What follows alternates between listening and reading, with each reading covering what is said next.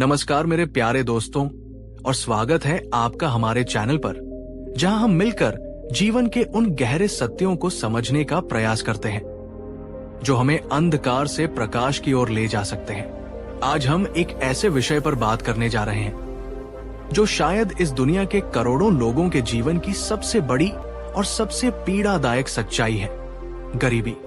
जब हम गरीबी शब्द सुनते हैं तो हमारे मन में क्या आता है? खाली जेब, भूखा पेट, फटे हुए कपड़े और सिर पर छत का न होना। ये गरीबी का बाहरी रूप है और ये अत्यंत कष्टदायक है। लेकिन क्या कभी आपने सोचा है कि क्या गरीबी सिर्फ इतनी ही है? क्या ये सिर्फ धन या संसाधनों का अभाव है, या इसकी जड़ें कहीं और बहुत गहरी हमारे अपने भीतर, हमारे मन में छिपी हुई है? आज से हम एक नई 4 एपिसोड की श्रृंखला शुरू कर रहे हैं जिसका नाम है गरीबी से निकलने का बुद्ध मार्ग। इस श्रृंखला में हम गौतम बुद्ध की उन कालजयी शिक्षाओं को जानेंगे जो न केवल बाहरी गरीबी बल्कि उस आंतरिक गरीबी को भी मिटाने का उपाय बताती है जो हमें वास्तव में दरिद्र बनाती है। ये श्रृंखला उन सभी के लिए है जो अपनी वर्तमान आर्थिक स्थिति से संघर्ष कर रहे हैं। ये उन सभी के लिए है जो मेहनत तो बहुत करते हैं पर फल नहीं मिलता, और ये उन सभी के लिए है जो ये समझना चाहते हैं कि सच्ची समृद्धि का रहस्य क्या है। आज के इस पहले एपिसोड में हम गरीबी की असली जड़ तक पहुंचने का प्रयास करेंगे। हम एक ऐसी कहानी सुनेंगे जो हमारी आंखें खोल देगी और हमें ये समझाएगी कि असली गरीबी बाहर नहीं, हमारे भीतर है। तो चलिए अपने मन को एक खाली पात्र की तरह बनाकर बुद्ध की इस गहरी शिक्षा को ग्रहण करने के लिए तैयार हो जाइए। बहुत समय पहले की बात है। श्रावस्ती नगर के पास एक छोटे से गांव में सुदास नाम का एक अत्यंत निर्धन व्यक्ति रहता था। निर्धन कहना भी शायद उसके लिए सही शब्द नहीं होगा। वो दरिद्र था। उसके पास न अपनी जमीन थी न घर। वो दूसरों के खेतों में मजदूरी करके जैसे तैसे अपना और अपनी बीमार मां का पेट भरता था। उसने अपने जीवन में कभी नए वस्त्र नहीं पहने थे, कभी भरपेट स्वादिष्ट भोजन नहीं किया था। उसका पूरा जीवन अभाव, संघर्ष और निराशा में ही बीत रहा था। वो दिन रात मेहनत करता पर उसकी गरीबी कम होने का नाम ही नहीं लेती थी। वो अक्सर आसमान की ओर देखकर अपनी किस्मत को कोसता था। वो देखता था कि नगर के सेठ और व्यापारी कितने ऐश्वर्य में जीते हैं, और वो सोचता था, मैंने ऐसा क्या पाप किया है जो मुझे ये जीवन मिला? क्या ईश्वर केवल अमीरों का ही होता है? क्या मेरी किस्मत में हमेशा गरीब रहना ही लिखा है? ये विचार उसे अंदर ही अंदर खाए जा रहा था। उसकी मेहनत में अब लगन नहीं, बल्कि केवल एक मजबूरी और कड़वाहट रह गई थी। वो हर अमीर व्यक्ति को शक और ईर्ष्या की नजर से देखता था। उसे लगता था कि पूरी दुनिया उसके खिलाफ है। एक दिन जब उसकी मां की बीमारी बहुत बढ़ गई और उसके पास दवा के लिए भी पैसे नहीं थे, तो वो पूरी तरह से टूट गया। निराशा और हताशा के चरम पर उसने सुना कि पास के जेतवन विहार में महात्मा बुद्ध ठहरे हुए हैं जो हर किसी के दुख का कारण और निवारण बताते हैं। एक अंतिम आशा की किरण लेकर वो लड़खड़ाते कदमों से बुद्ध की शरण में पहुंचा। सुदास जब जेतवन विहार पहुंचा तो उसने देखा कि बुद्ध एक वृक्ष के नीचे शांत भाव से बैठे हैं और उनके चेहरे पर असीम करुणा है। सुदास सीधा उनके चरणों में गिर पड़ा और फूट फूट कर रोने लगा। अपनी सिसकियों के बीच उसने अपनी पूरी व्यथा कह सुनाई। भगवान, मुझे इस गरीबी के नर्क से बाहर निकालिए। मैं जन्म से ही गरीब हूं। मैंने कभी सुख का एक क्षण नहीं देखा। मैं मेहनत करता हूं पर मेरी गरीबी दूर नहीं होती। लोग मेरा अपमान करते हैं, मुझे हीन दृष्टि से देखते हैं। आप ही बताइए, मैं क्या करूं? मैं और धन कैसे कमाऊं? मैं अमीर कैसे बनूं? उसका प्रश्न सीधा था, व्यावहारिक था। वो गरीबी से निकलने का कोई ठोस उपाय चाहता था, कोई चमत्कार चाहता था। सभा में बैठे अन्य लोगों को भी सुदास से सहानुभूति थी। वे भी उत्सुकता से देखने लगे कि बुद्ध इस बेचारे गरीब व्यक्ति को क्या समाधान देते हैं। क्या वे उसे कोई आशीर्वाद देंगे या किसी धनी सेठ से उसकी मदद करने को कहेंगे? लेकिन बुद्ध ने कुछ नहीं कहा। वे बस चुपचाप शांत भाव से सुदास को देखते रहे। कुछ पल बीते, फिर कुछ और। बुद्ध का ये मौन सुदास को असहनीय लगने लगा। उसने फिर से कहा, भगवान, आप कुछ बोलते क्यों नहीं? क्या मेरे जैसे गरीब के लिए आपके पास कोई उत्तर नहीं है? तब बुद्ध ने अपनी शांत, गहरी और भेदती हुई आवाज में एक ऐसा प्रश्न पूछा जिसने न केवल सुदास को बल्कि पूरी सभा को झकझोर कर रख दिया। बुद्ध ने कहा, सुदास, मैं तुम्हें धन कमाने का उपाय बता सकता हूं। मैं तुम्हें अमीर बनने का मार्ग भी दिखा सकता हूं। पर उससे पहले मुझे ये बताओ, तुम सच में गरीब हो कहा? तुम्हारी असली गरीबी क्या है? ये एक अजीब प्रश्न था।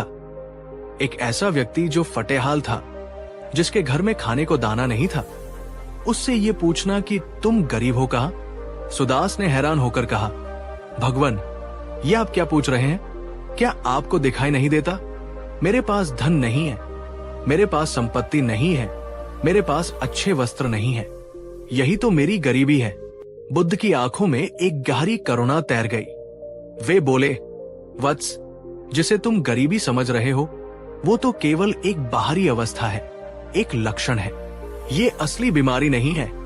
असली बीमारी, असली गरीबी तो तुम्हारे भीतर है, तुम्हारे मन में है। बुद्ध की ये बात सुनकर पूरी सभा में सन्नाटा छा गया। सुदास भी हक्का बक्का रह गया। मन की गरीबी, इसका क्या मतलब था?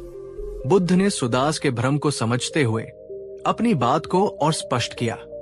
उन्होंने कहा, सुदास, मैं तुम्हारे भीतर 7 प्रकार की गरीबी देख रहा हूं, जो तुम्हारे बाहर की गरीबी से कहीं ज्यादा खतरनाक और पीड़ादायक है। जब तक तुम इस आंतरिक गरीबी को दूर नहीं करोगे, तब तक तुम्हें चाहे कुबेर का खजाना भी मिल जाए, तुम भीतर से दरिद्र और दुखी ही रहोगे। और फिर बुद्ध ने मन की उन 7 दरिद्रताओं का वर्णन किया, जो आज भी उतनी ही प्रासंगिक है। दोस्तों, इसे बहुत ध्यान से सुनिएगा, क्योंकि शायद हम सब में इनमें से कोई न कोई गरीबी छिपी हो।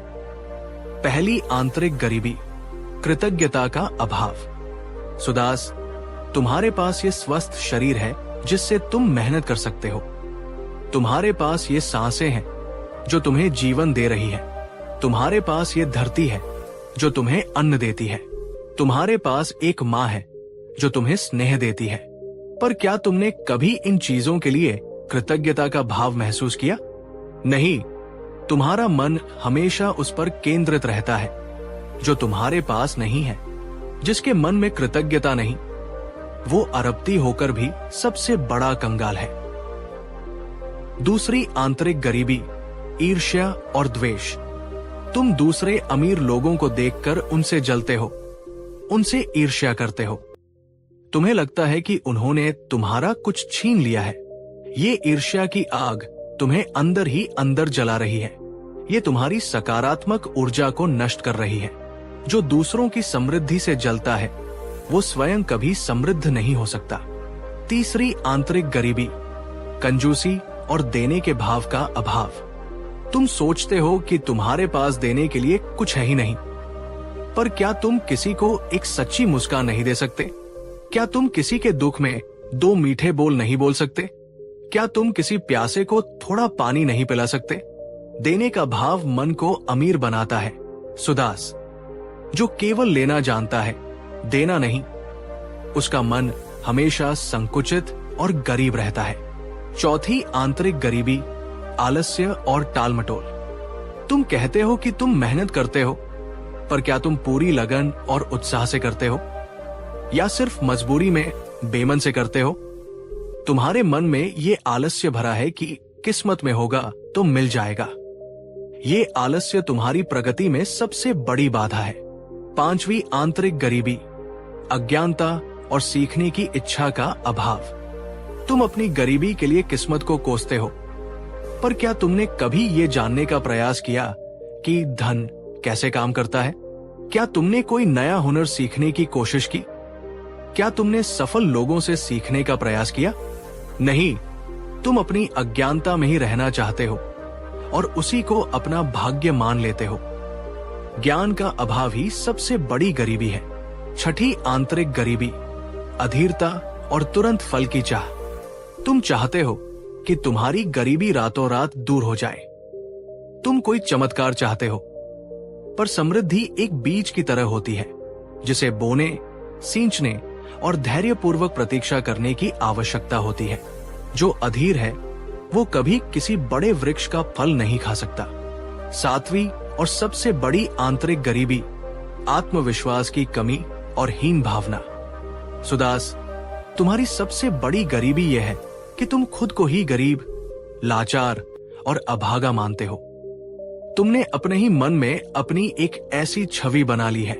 जब तुम खुद पर ही विश्वास नहीं करते, जब तुम खुद को ही समृद्धि के लायक नहीं समझते, तो ये ब्रह्मांड तुम्हें समृद्धि कैसे दे सकता है? तुम्हारे भीतर अनंत संभावनाएं छिपी हैं, पर तुम्हारी हीन भावना ने उन्हें ढक रखा है। बुद्ध के ये शब्द सुदास के हृदय को भेदते चले गए। उसे पहली बार शीशे की तरह साफ दिखाई दिया कि उसकी असली समस्या बाहर नहीं, बल्कि उसके अपने ही मन के भीतर है। उसकी बाहरी गरीबी तो बस उसकी आंतरिक गरीबी का एक प्रतिबिंब मात्र थी। दोस्तों, मैं चाहता हूं कि आप सब एक पल के लिए रुकें और पूरी ईमानदारी से अपने भीतर झांकें। बुद्ध द्वारा बताई गई इन 7 आंतरिक गरीबों में से क्या कोई ऐसी गरीबी है जो आपको अपने भीतर भी महसूस होती है? क्या ये कृतज्ञता का अभाव है, या ईर्ष्या, या आत्मविश्वास की कमी? आपको जवाब कमेंट में लिखने की जरूरत नहीं है, पर खुद के प्रति ईमानदार होना बहुत जरूरी है, क्योंकि जब हम बीमारी को स्वीकार करते हैं तभी इलाज शुरू होता है। और अगर बुद्ध का ये गहन विश्लेषण आपकी आंखें खोलने वाला था, तो इस वीडियो को एक लाइक देकर अपना आभार व्यक्त करें। सुदास की आंखों से अब निराशा के नहीं, बल्कि पश्चाताप और आत्मबोध के आंसू बह रहे थे।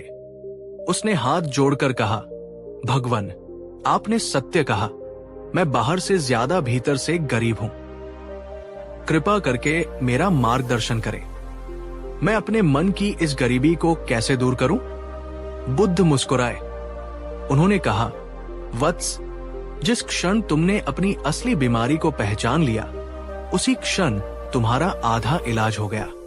अब तुम्हें केवल सही औषधि का सेवन करना है। और फिर बुद्ध ने उसे मन की गरीबी को दूर करने का पहला और सबसे महत्वपूर्ण कदम बताया, दृष्टिकोण का परिवर्तन। बुद्ध ने कहा, सुदास, आज से तुम अपनी गरीबी के बारे में सोचना बंद कर दो। इसके बजाय तुम अपनी वर्तमान समृद्धि पर ध्यान केंद्रित करना शुरू करो।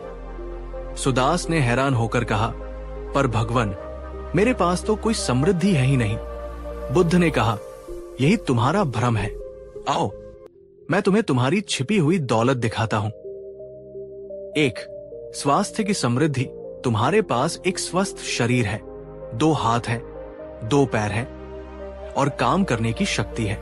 क्या ये दौलत नहीं है? लाखों लोग इस स्वास्थ्य के लिए अपना सब कुछ लुटाने को तैयार है। 2. समय की समृद्धि। तुम्हारे पास हर दिन 24 घंटे का समय है, उतना ही जितना इस दुनिया के सबसे अमीर व्यक्ति के पास होता है। समय ही सबसे बड़ी पूंजी है। तुम इसका उपयोग कैसे करते हो, यही अंतर पैदा करता है। 3. बुद्धि की समृद्धि। तुम्हारे पास सोचने, समझने और सीखने की क्षमता वाली बुद्धि है। तुम नए कौशल सीख सकते हो, नई योजनाएं बना सकते हो। ये एक ऐसा खजाना है जिसे कोई चुरा नहीं सकता। 4. संबंधों की समृद्धि। तुम्हारी एक माँ है जो तुमसे निस्वार्थ प्रेम करती है। प्रेम और संबंध भी एक बहुत बड़ी समृद्धि है जिसे पैसे से नहीं खरीदा जा सकता। 5. प्रकृति की समृद्धि। तुम्हारे चारों ओर ये प्रकृति है, सूरज की रोशनी, ताजी हवा, पीने के लिए पानी, ये सब तुम्हें मुफ्त में मिल रहा है। ये भी एक समृद्धि है।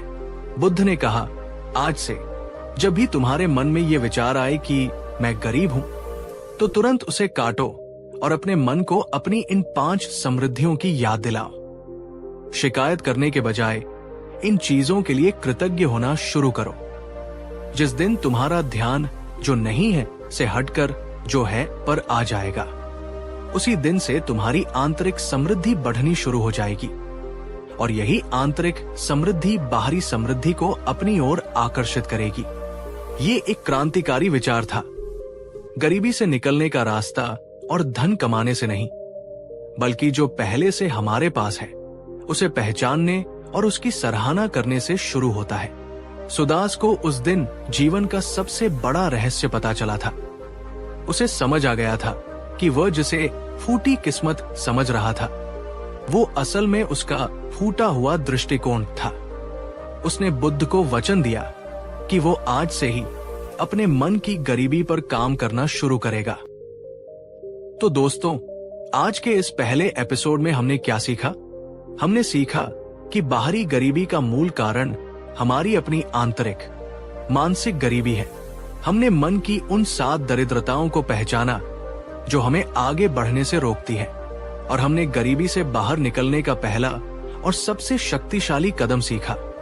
शिकायत छोड़कर कृतज्ञता और अपने पास जो है उस पर ध्यान केंद्रित करना। ये केवल शुरुआत है। सुदास की यात्रा अभी शुरू हुई है। उसने अभी केवल अपनी बीमारी को पहचाना है।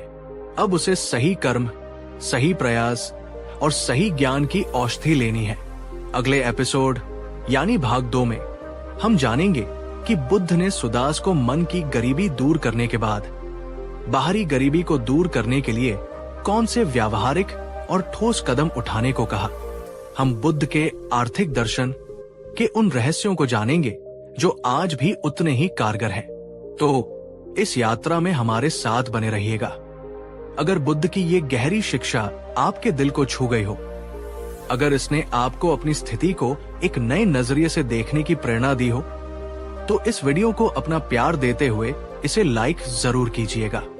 नीचे कमेंट करके हमें बताइए कि इस एपिसोड से आपने सबसे महत्वपूर्ण बात क्या सीखी, और क्या आप भी आज से अपनी वर्तमान समृद्धि पर ध्यान केंद्रित करने का संकल्प लेते हैं। और हाँ, इस ज्ञान को अपने तक ही सीमित मत रखिए। इस वीडियो को अपने दोस्तों और परिवार के साथ शेयर करें, खासकर उनके साथ जिन्हें इसकी सबसे ज्यादा जरूरत है। आपका एक शेयर किसी के जीवन में आशा की एक नई किरण जगा सकता है। और सबसे महत्वपूर्ण बात, हमारे चैनल को सब्सक्राइब करना और उस घंटी वाले आइकन को दबाना बिल्कुल न भूलें, ताकि आप इस श्रृंखला का दूसरा, तीसरा और चौथा एपिसोड मिस न कर दें, जो आपके जीवन में सच्ची समृद्धि लाने का मार्ग प्रशस्त करेगा। याद रखें, सच्ची समृद्धि का आरंभ आपकी जेब से नहीं, आपके मन से होता है। जिस दिन आपका मन अमीर हो गया, उस दिन ये दुनिया आपको अमीर बनने से नहीं रोक सकती। इस यात्रा में हमारे साथ बने रहने के लिए आपका हृदय से धन्यवाद। अगले एपिसोड में मिलते हैं। तब तक अपनी समृद्धियों को गिनते रहिए। बुद्ध शरण गच्छामि। पिछले एपिसोड में हम सुदास नाम के एक अत्यंत निर्धन व्यक्ति की कहानी के माध्यम से ये समझने की यात्रा पर निकले थे कि गरीबी की असली जड़ क्या है। बुद्ध ने हमें सिखाया कि बाहरी गरीबी से भी कहीं अधिक खतरनाक और विनाशकारी हमारे अपने मन की गरीबी होती है। कृतज्ञता का अभाव, ईर्ष्या, आलस्य, अज्ञानता और आत्मविश्वास की कमी। हमने ये भी सीखा कि समृद्धि की ओर पहला कदम शिकायत करना छोड़कर जो हमारे पास पहले से है उसके प्रति कृतज्ञ होने से शुरू होता है। हमें आपके अद्भुत प्रतिसाद, आपके कमेंट्स और आपके संकल्पों को पढ़कर बहुत प्रेरणा मिली। ये देखकर अच्छा लगा कि आप सब इस गहरी यात्रा के लिए तैयार हैं। लेकिन अब सवाल ये उठता है कि एक बार जब हम अपने मन की गरीबी पर काम करना शुरू कर देते हैं, तो अगला कदम क्या है? क्या केवल सकारात्मक सोचने से हमारी जेब भर जाएगी? क्या केवल कृतज्ञ होने से हमारे घर में अन्न आ जाएगा? इसका उत्तर है नहीं। बुद्ध केवल एक दार्शनिक नहीं थे, वे एक अत्यंत व्यावहारिक शिक्षक थे।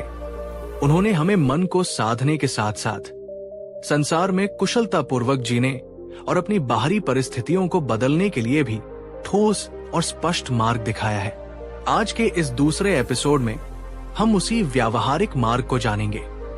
हम सुदास की कहानी को आगे बढ़ाएंगे और देखेंगे कि बुद्ध ने उसे अपनी बाहरी गरीबी को दूर करने के लिए कौन से 4 अचूक कर्म करने को कहा।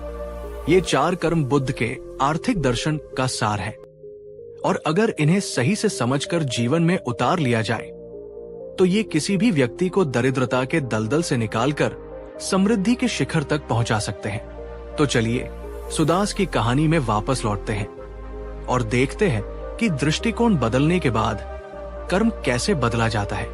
जैसा कि हमने पिछले एपिसोड में देखा, बुद्ध के वचनों ने सुदास के मन में एक क्रांति ला दी थी। वो अब खुद को एक अभागा और दरिद्र व्यक्ति के रूप में नहीं देख रहा था। उसे अपनी 5 छिपी हुई समृद्धियों का ज्ञान हो गया था: स्वास्थ्य, समय, बुद्धि, संबंध और प्रकृति। अगले दिन जब सुदास फिर से बुद्ध के पास आया तो उसके चेहरे पर एक नई शांति और आंखों में एक नई चमक थी।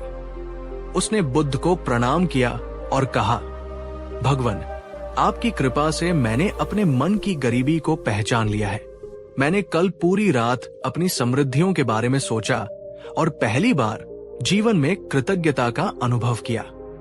मेरे मन से बहुत बड़ा बोझ उतर गया है। मैं अब किस्मत को नहीं कोसूंगा। पर भगवान, अब मेरा अगला कदम क्या होना चाहिए? मैं अपनी बीमार माँ के लिए दवा लाना चाहता हूँ। मैं अपने सिर पर एक छोटी सी छत चाहता हूँ और मैं समाज में सम्मान से जीना चाहता हूँ। इसके लिए मुझे धन की आवश्यकता है। कृपा करके मुझे वो मार्ग दिखाएं, वो कर्म बताएं, जिससे मैं ईमानदारी और धर्म के साथ अपनी बाहरी गरीबी को भी दूर कर सकूं। सुदास का ये प्रश्न अब एक भिखारी का प्रश्न नहीं था, बल्कि एक ऐसे व्यक्ति का प्रश्न था जो अपनी जिम्मेदारी लेने के लिए तैयार था। बुद्ध ये देखकर बहुत प्रसन्न हुए। उन्होंने कहा, सुदास, तुमने सबसे कठिन पड़ाव पार कर लिया है, मन का परिवर्तन। अब बाहरी परिवर्तन लाना कहीं अधिक सरल है। मैं तुम्हें 4 ऐसे कर्मों का विज्ञान बताता हूं जिसे सम्यक आजीविका, राइट लाइवलीहुड का आधार कहा गया है। जो भी व्यक्ति इन 4 सिद्धांतों को अपने जीवन में उतारता है वो कभी दरिद्र नहीं रह सकता। और फिर बुद्ध ने उन 4 स्वर्णिम सूत्रों का वर्णन किया जो कर्म को धन में और प्रयास को समृद्धि में बदलने की शक्ति रखते हैं। दोस्तों, इन 4 सूत्रों को बहुत बहुत ध्यान से सुनिएगा और हो सके तो इन्हें कहीं लिख लीजिएगा।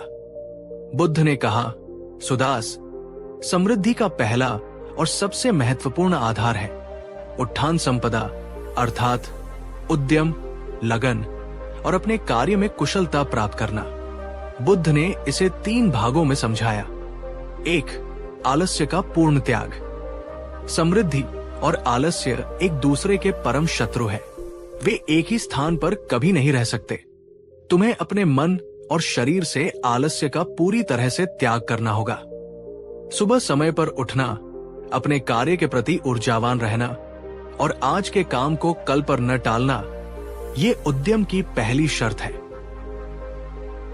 2, अपने कार्य में विशेषज्ञता हासिल करना।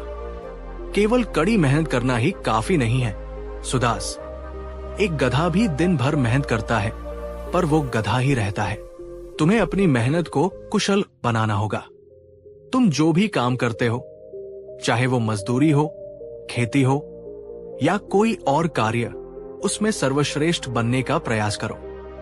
अपने काम को दूसरों से बेहतर कैसे किया जा सकता है ये सीखो। नए तरीके सीखो, अपनी कला को निखारो। जब तुम अपने काम में कुशल हो जाओगे तो लोग तुम्हें ढूंढते हुए आएंगे। तुम्हें काम ढूंढने की जरूरत नहीं पड़ेगी। 3, लगन और निरंतरता। सफलता एक दिन में नहीं मिलती। उद्यम का अर्थ है बिना थके, बिना निराश हुए निरंतर अपने लक्ष्य की ओर बढ़ते रहना। रास्ते में मुश्किलें आएंगी, असफलताएं भी मिलेंगी, पर तुम्हें रुकना नहीं है। जैसे एक छोटी सी चींटी भी निरंतर चलकर पहाड़ चढ़ जाती है, वैसे ही निरंतर प्रयास करने वाला व्यक्ति किसी भी लक्ष्य को प्राप्त कर सकता है। बुद्ध ने सुदास को एक सरल उदाहरण दिया। सुदास, मान लो तुम एक लकड़हारे हो। एक साधारण लकड़हारा रोज जंगल जाता है और 10 लकड़ियां काट कर लाता है, पर एक कुशल लकड़हारा पहले अपनी कुल्हाड़ी को तेज करता है। वो ये सीखता है कि किस पेड़ की लकड़ी सबसे अच्छी जलती है और वो ये भी जानता है कि लकड़ियों का गट्ठर कैसे बांधा जाए कि उसे उठाने में आसानी हो। परिणाम स्वरूप वो उतनी ही मेहनत में 20 लकड़ियां काट कर लाता है और बाजार में उसे बेहतर दाम भी मिलता है। यही है उद्यम और कौशल का अंतर। बुद्ध ने सुदास से कहा, तो आज से तुम्हारा पहला कर्म है, तुम जो भी काम करो उसे पूरी ऊर्जा, पूरी लगन और सर्वश्रेष्ठ बनने की इच्छा के साथ करो। अपने काम को एक बोझ नहीं, एक साधना समझो। दोस्तों, क्या आप अपना काम बुद्ध के बताए इस सिद्धांत के अनुसार करते हैं? क्या आप अपने काम में सर्वश्रेष्ठ बनने के लिए निरंतर सीखते और प्रयास करते हैं, या आप भी बस 9 से 5 की घड़ी देखकर बेमन से अपना काम निपटाते हैं? नीचे कमेंट में बताइए। आप अपने काम की गुणवत्ता और अपने कौशल को बढ़ाने के लिए आज से क्या एक छोटा सा कदम उठा सकते हैं? बुद्ध ने अपनी बात को आगे बढ़ाते हुए कहा, सुदास, केवल कमाना ही पर्याप्त नहीं है। बहुत से लोग कमाते तो बहुत हैं, पर फिर भी हमेशा गरीब रहते हैं। इसलिए समृद्धि का दूसरा महत्वपूर्ण आधार है आरक्ष संपदा, अर्थात कमाए हुए धन की रक्षा करना और उसे सहेजना। बुद्ध ने समझाया, तुम अपनी मेहनत और पसीने से जो भी धन कमाते हो वो बहुत मूल्यवान है। उसे व्यर्थ के व्यसनों, जुए या अनावश्यक दिखावे में नष्ट मत करो। तुम्हें अपनी कमाई को चोरों से, आग से, बाढ़ से और अपने ही मन के लोभ से बचाना होगा। बुद्ध ने धन की सुरक्षा के साथ साथ बचत, सेविंग्स के महत्व पर भी जोर दिया। अपनी कमाई का एक हिस्सा भविष्य की जरूरतों और अप्रत्याशित संकटों के लिए बचाकर रखना बुद्धिमानी है। जैसे मधुमक्खी बूंद बूंद से शहद इकट्ठा करके अपना छत्ता भर लेती है, वैसे ही तुम्हें भी अपनी कमाई में से थोड़ा थोड़ा बचाकर अपनी भविष्य की सुरक्षा सुनिश्चित करनी चाहिए। जो व्यक्ति अपनी सारी कमाई खर्च कर देता है वो उस घड़े की तरह है जिसमें छेद हो, वो कभी भर नहीं सकता। बुद्ध ने ये नहीं कहा कि अपनी जरूरतों को पूरा मत करो, पर उन्होंने फिजूल खर्ची और दिखावे पर खर्च करने से मना किया। सुदास, कल्पना करो कि एक किसान ने बड़ी मेहनत से 10 बोरी अनाज उगाया, पर उसने उसे खुले में ही छोड़ दिया। बारिश आई और उसका आधा अनाज भीगकर सड़ गया। कुछ अनाज पक्षी और जानवर खा गए। अंत में उसके पास बहुत कम बचा। वहीं एक दूसरे किसान ने भी 10 बोरी अनाज उगाया और उसने उसे सुरक्षित रूप से अपने भंडार घर में संग्रहित किया। उसका अनाज सुरक्षित रहा और बुरे वक्त में उसके काम आया। बुद्ध ने कहा, तुम्हारी कमाई भी उस अनाज की तरह है। उसे कमाना पहला कदम है और उसे सहेजना दूसरा। तो आज से तुम्हारा दूसरा कर्म है, जो भी कमाओ उसका सम्मान करो, उसे व्यर्थ में नष्ट न करो और उसमें से कुछ हिस्सा भविष्य के लिए जरूर बचाओ। दोस्तों, क्या आपके पास बचत की कोई योजना है? क्या आप अपनी मेहनत की कमाई का सम्मान करते हैं? बुद्ध ने सुदास को तीसरा और एक बहुत ही गहरा सूत्र बताया। उन्होंने कहा, सुदास, तुम अकेले चलकर बहुत दूर तक नहीं जा सकते। समृद्धि की यात्रा में तुम्हें अच्छे साथियों की आवश्यकता होगी। इसलिए तीसरा आधार है कल्याण मित्रता, अर्थात अच्छे, गुणी और बुद्धिमान मित्रों की संगत करना। बुद्ध ने स्पष्ट किया, उन लोगों से दूर रहो जो आलसी हैं, जो व्यसनों में लिप्त हैं, जो हमेशा शिकायत करते रहते हैं और जो तुम्हें तुम्हारे लक्ष्य से भटकाते हैं। बुरी संगत एक संक्रामक रोग की तरह होती है जो तुम्हारे अच्छे गुणों को भी नष्ट कर देती है। इसके बजाय उन लोगों की संगत करो जो परिश्रमी हैं, जो तुमसे अधिक ज्ञानी और अनुभवी हैं, जो सकारात्मक सोच रखते हैं और जो तुम्हें आगे बढ़ने के लिए प्रेरित करते हैं। एक अच्छा मित्र एक अनमोल खजाने की तरह होता है। वो तुम्हें गिरने पर उठाता है, तुम्हें सही सलाह देता है और तुम्हारी सफलता पर प्रसन्न होता है। बुद्ध ने केवल मित्रों की ही नहीं, बल्कि सही सलाहकारों, मेंटोर्स के महत्व पर भी जोर दिया। अपने कार्य क्षेत्र में जो लोग सफल और सम्मानित हैं, उनके पास जाओ, विनम्रता से उनसे सीखो, उनसे सलाह लो। एक अनुभवी सलाहकार तुम्हें उन गलतियों से बचा सकता है जिन्हें करने में तुम अपने कई साल बर्बाद कर सकते हो। सुदास के लिए ये एक नई बात थी। वो हमेशा अकेला ही संघर्ष करता रहा था। बुद्ध ने उसे समझाया, अगर तुम्हें एक अच्छा किसान बनना है तो गांव के सबसे सफल किसान के साथ समय बिताओ। देखो कि वह क्या अलग करता है, उससे प्रश्न पूछो। ज्ञान और अनुभव साझा करने से बढ़ता है, घटता नहीं। बुद्ध ने कहा, तो आज से तुम्हारा तीसरा कर्म है, अपनी संगत को सुधारो। नकारात्मक और आलसी लोगों से दूरी बनाओ और परिश्रमी, ज्ञानी और सकारात्मक लोगों से मित्रता करो। अंत में बुद्ध ने सुदास को चौथा और अंतिम सूत्र बताया, जो सभी सूत्रों को एक साथ बांधता है। उन्होंने कहा, सुदास, समृद्धि का चौथा आधार है समजीविकता, अर्थात एक संतुलित जीवन जीना और अपनी आय और व्यय में संतुलन बनाए रखना। बुद्ध ने धन के प्रबंधन का एक बहुत ही व्यावहारिक और कालजयी नियम बताया, जिसे आज भी विशेषज्ञ मानते हैं। सुदास, अपनी कमाई को 4 भागों में बांटो, जैसे एक किसान अपनी फसल को बांटता है। 1 भाग अपने और अपने परिवार के भरण पोषण और जरूरतों पर खर्च करो। 2 भाग अपने कार्य या व्यापार में पुनः निवेश करो ताकि वह और बढ़ सके, री इन्वेस्टमेंट। और चौथा भाग भविष्य की सुरक्षा के लिए बचाकर रखो। बुद्ध ने समझाया, ये अनुपात तुम्हारी आय के अनुसार बदल सकता है, पर सिद्धांत यही है। न तो इतना खर्च करो कि कुछ बचे ही नहीं, और न ही इतने कंजूस बनो कि अपनी जरूरतों को ही मार डालो। आय और व्यय के बीच एक संतुलन स्थापित करना ही समजीविकता है। यह सिद्धांत केवल धन पर ही नहीं, बल्कि जीवन के हर क्षेत्र पर लागू होता है।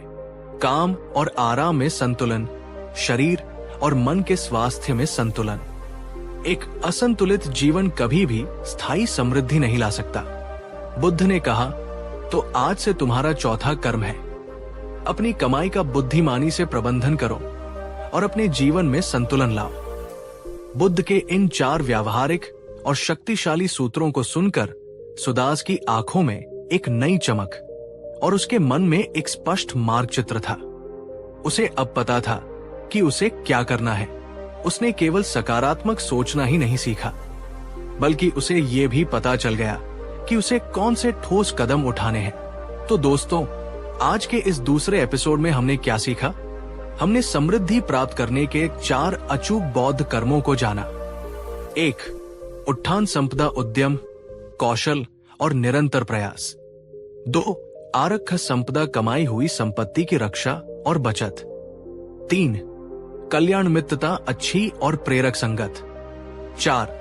समजीविकता आय व्यय और जीवन में संतुलन। ये बुद्ध का व्यावहारिक मार्ग है जो किसी भी व्यक्ति को किसी भी परिस्थिति में गरीबी से बाहर निकाल सकता है। लेकिन क्या केवल इन 4 कर्मों को करना ही काफी है? क्या धन कमा लेना ही समृद्धि का अंत है, या इसके आगे भी कुछ है? क्या होगा जब सुदास इन सिद्धांतों को अपनाकर धन कमा लेगा? क्या वह सुखी हो जाएगा? इन सवालों के जवाब हम जानेंगे इस श्रृंखला के तीसरे और सबसे महत्वपूर्ण एपिसोड में। अगले एपिसोड में हम जानेंगे कि बुद्ध के अनुसार कमाए हुए धन का उपयोग कैसे करना चाहिए, जो न केवल हमें बल्कि पूरे समाज को समृद्ध बनाए। हम दान और परोपकार के उस गहरे रहस्य को समझेंगे जिसे बुद्ध ने सच्ची समृद्धि का शिखर कहा है। तो इस यात्रा में हमारे साथ बने रहिएगा। याद रखें, बुद्ध ने हमें केवल सपने देखना नहीं सिखाया, उन्होंने हमें उन सपनों को सच करने के लिए कर्म करने का विज्ञान भी दिया है। आपकी समृद्धि आपके अपने हाथों में है, आपके अपने कर्मों में है। इस यात्रा में हमारे साथ बने रहने के लिए आपका हृदय से धन्यवाद। पिछले 2 एपिसोड में हम सुदास की कहानी के माध्यम से एक अविश्वसनीय यात्रा पर रहे हैं। पहले एपिसोड में हमने गरीबी की असली जड़ यानी हमारे अपने मन की दरिद्रता को पहचाना और उससे मुक्त होने का पहला कदम सीखा। दूसरे एपिसोड में बुद्ध ने हमें बाहरी गरीबी को दूर करने के लिए 4 अचूक और व्यावहारिक कर्मों का विज्ञान सिखाया। उद्यम और कौशल, बचत और सुरक्षा, अच्छी संगत और संतुलित जीवन। हमें यह देखकर अपार हर्ष हुआ कि आप में से हजारों लोगों ने इन शिक्षाओं को अपने जीवन में उतारने का संकल्प लिया है। लेकिन अब कहानी एक नए और बहुत ही महत्वपूर्ण मोड़ पर आती है। मान लीजिए सुदास ने बुद्ध के बताए मार्ग पर चलकर धन कमा लिया। मान लीजिए आपने भी कड़ी मेहनत और बुद्धिमानी से अपनी आर्थिक स्थिति सुधार ली। तो क्या यात्रा यही समाप्त हो जाती है? क्या अमीर बन जाना ही जीवन का अंतिम लक्ष्य है? क्या धन अपने आप में सुख और शांति की गारंटी है? बुद्ध कहते हैं नहीं। असल परीक्षा तो धन आने के बाद शुरू होती है। बहुत से लोग गरीबी से तो निकल जाते हैं, पर धन के दलदल में फंस जाते हैं। वे अमीर तो बन जाते हैं, पर सुखी नहीं हो पाते। आज के इस तीसरे एपिसोड में हम उसी रहस्य से पर्दा उठाएंगे। हम जानेंगे कि बुद्ध के अनुसार कमाए हुए धन का उपयोग कैसे करना चाहिए, जो न केवल हमारी समृद्धि को स्थायी बनाए, बल्कि हमें सच्ची खुशी, मन की शांति और आत्मिक संतोष भी प्रदान करे। हम दान और देने के उस गहरे विज्ञान को समझेंगे जिसे बुद्ध ने सच्ची समृद्धि का शिखर कहा है। चलिए सुदास की कहानी को आगे बढ़ाते हैं और देखते हैं कि कर्म का फल मिलने के बाद धर्म का पालन कैसे किया जाता है। बुद्ध से मार्गदर्शन प्राप्त करने के बाद सुदास की जिंदगी पूरी तरह से बदल गई। उसने किस्मत को कोसना छोड़ दिया और अपने मन तथा कर्मों पर काम करना शुरू कर दिया। सबसे पहले उसने अपने भीतर की गरीबी को दूर किया। वो हर सुबह अपनी समृद्धियों, स्वास्थ्य, समय, बुद्धि के लिए कृतज्ञ होता। उसने ईर्ष्या और आलस्य का त्याग कर दिया। फिर उसने बुद्ध के बताए 4 व्यावहारिक कर्मों को अपने जीवन में उतारा। 1. उद्यम। वो जो भी काम करता पूरी लगन और कुशलता से करता। उसने लकड़ी पर नक्काशी का एक छोटा सा हुनर सीखा और उसमें खुद को माहिर बना लिया। 2. बचत। वो जो भी कमाता उसमें से एक हिस्सा जरूर बचाता। उसने फिजूल खर्ची पूरी तरह से बंद कर दी। 3. संगत। उसने गांव के नकारात्मक और आलसी लोगों से दूरी बना ली और मेहनती कारीगरों और बुद्धिमान लोगों के साथ उठना बैठना शुरू किया। 4. संतुलन। उसने अपनी कमाई का प्रबंधन बुद्ध के बताए अनुसार किया। धीरे धीरे पर निश्चित रूप से उसकी मेहनत रंग लाने लगी। उसकी बनाई लकड़ी की कलाकृतियां नगर में प्रसिद्ध होने लगी। लोग उसे काम देने लगे। कुछ ही वर्षों में सुदास ने अपनी गरीबी को पीछे छोड़ दिया। अब उसके पास एक छोटा पर सुंदर घर था। उसकी मां को अच्छी चिकित्सा मिल रही थी और उसके पास पर्याप्त धन था कि वो सम्मान से अपना जीवन जी सके। वो जो कभी दरिद्रता के अंधकार में था, अब समृद्धि के प्रकाश में आ चुका था। लेकिन कहानी यहां खत्म नहीं होती। यहीं से एक नया संकट शुरू होता है। जैसे जैसे सुदास के पास धन आने लगा, उसके मन में एक नई चिंता, एक नया डर पैदा होने लगा। उसे डर लगने लगा कि कहीं उसका ये धन चोरी न हो जाए। वो और अधिक कमाने के लोभ में दिन रात काम करने लगा। उसने अपनी नींद और आराम भुला दिया। वो लोगों पर शक करने लगा। उसे लगता कि हर कोई उससे पैसे उधार मांगने या उसे धोखा देने की फिराक में है। और सबसे बड़ी बात, वो कंजूस हो गया। उसे पैसे खर्च करने में दर्द होने लगा। कोई भिखारी दरवाजे पर आता तो वो उसे दुत्कार कर भगा देता। उसे लगता कि देने से उसका धन कम हो जाएगा। वो बाहर से तो अमीर हो गया था, पर भीतर से वो फिर से गरीब होने लगा था। उसके मन की शांति गायब हो गई थी। वह मुस्कुराना भूल गया था। धन ने उसे सुरक्षा नहीं, बल्कि एक नया भय दे दिया था। एक दिन जब वो इसी उधेड़बुन में था, उसे फिर से बुद्ध की याद आई। वो समझ गया कि वो कहीं गलती कर रहा है। वो फिर से बुद्ध की शरण में पहुंचा। सुदास ने बुद्ध को प्रणाम किया और अपनी नई समस्या बताई। भगवान, आपकी कृपा और आपके दिखाए मार्ग पर चलकर मैंने अपनी बाहरी गरीबी तो दूर कर ली, पर मेरे मन की शांति छिन गई है। मुझे हर समय धन खोने का डर लगा रहता है। मैं लोभी और कंजूस होता जा रहा हूं। मैं अमीर तो बन गया, पर सुखी नहीं बन पाया। कृपा करके बताएं, मैं इस धन का क्या करूं? धन का सच्चा उद्देश्य क्या है? बुद्ध ने सुदास की ओर देखा। उनकी आंखों में एक गहरी समझ थी। वे जानते थे कि ये प्रश्न हर उस व्यक्ति के मन में उठता है जो धन कमाता है। बुद्ध ने कहा, सुदास, तुमने एक नदी को नहर के माध्यम से अपने सूखे खेतों तक तो पहुंचा दिया, पर अब तुम उस पानी को आगे बहने से रोक रहे हो।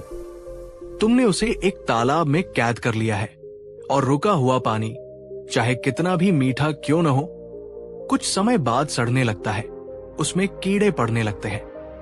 धन भी ऊर्जा की एक नदी की तरह है सुदास। इसका स्वभाव है बहना। जब तक ये बहता रहता है, ये शुद्ध रहता है, ये बढ़ता है और ये जीवन देता है। पर जिस क्षण तुम इसे केवल अपने लिए रोकने की, इकट्ठा करने की कोशिश करते हो, उसी क्षण ये एक बोझ, एक भय और एक बंधन बन जाता है। ये सड़ने लगता है। सुदास ने पूछा, तो भगवान, इस धन रूपी नदी को किस दिशा में बहाना चाहिए? तब बुद्ध ने धन के सही उपयोग के 5 सिद्धांत बताए। ये 5 सिद्धांत ही सच्ची और स्थायी समृद्धि की कुंजी है।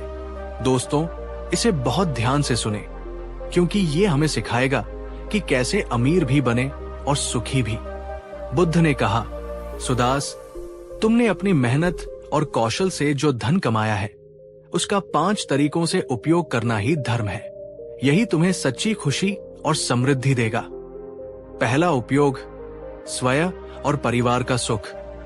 सबसे पहले इस धन का उपयोग स्वयं को और अपने परिवार को सुखी और सुरक्षित रखने के लिए करो। अच्छा और पौष्टिक भोजन करो, आरामदायक वस्त्र पहनो और एक सुरक्षित घर में रहो। अपनी और अपने परिवार की स्वास्थ्य संबंधी जरूरतों को पूरा करो। जो व्यक्ति स्वयं को और अपने परिवार को दुख में रखकर धन जोड़ता है, वो मूर्ख है। धन का पहला उद्देश्य जीवन को सुगम और सुखमय बनाना है। दूसरा उपयोग, मित्रों और संबंधियों की सहायता। दूसरा, अपनी कमाई का एक हिस्सा अपने मित्रों, संबंधियों और उन लोगों की मदद के लिए उपयोग करो जिन्हें वास्तव में जरूरत है। जब तुम्हारे मित्र किसी संकट में हो, तो उनकी सहायता करो। ये तुम्हारे सामाजिक संबंधों को मजबूत करेगा और तुम्हें एक ऐसा सुरक्षा चक्र प्रदान करेगा जो धन से भी ज्यादा मूल्यवान है। अकेला अमीर व्यक्ति एक सूखे पेड़ की तरह होता है, जबकि सहयोग से समृद्ध हुआ समाज एक हरे भरे जंगल की तरह होता है। तीसरा उपयोग, भविष्य की सुरक्षा और निवेश। तीसरा, जैसा कि मैंने पहले भी कहा था, अपनी कमाई का एक हिस्सा भविष्य की अप्रत्याशितताओं जैसे बीमारी, वृद्धावस्था या किसी आपदा के लिए सुरक्षित रखो। साथ ही अपने धन का एक हिस्सा अपने कार्य को और बढ़ाने के लिए पुनः निवेश करो। ये तुम्हारी समृद्धि को स्थायी और बढ़ता हुआ बनाए रखेगा। यहां तक तो सुदास को बातें समझ में आ रही थी।